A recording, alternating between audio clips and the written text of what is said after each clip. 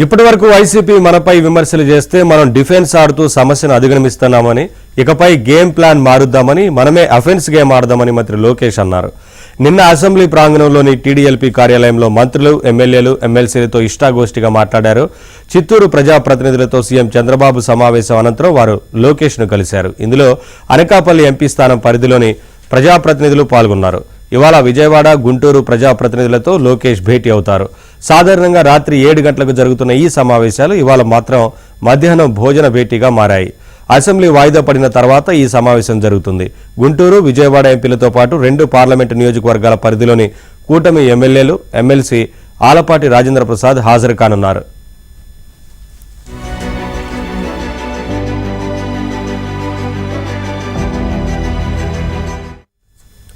రాష్ట్రాన్ని వైసీపీ 5 ఏళ్లలో ఏ స్థాయిలో సర్వనాశనం చేసిందో ఎప్పటికప్పుడు ప్రజలకు వివరిస్తూ వెళ్దామని ఈ సందర్భంగా మంత్రి లోకేష్ నేతలకు సూచించారు. ఆ పార్టీ వైరస్లా ఎంత ప్రమాదకారో వివరించాల్సిన బాధ్యత మనపై ఉందని అన్నారు. ఈ అఫెన్స్ గేమ్లో మంత్రులు కీలకంగా వ్యవహరించాలని స్పష్టం చేశారు. ఈ నెల 28న అనకాపల్లి జిల్లా యలమంచిలి నియోజకవర్గంలో అతిపెద్ద ఫార్మా సంస్థ బ్లూజెట్కు శంకుస్థాపన చేస్తున్నట్లు తెలిపారు.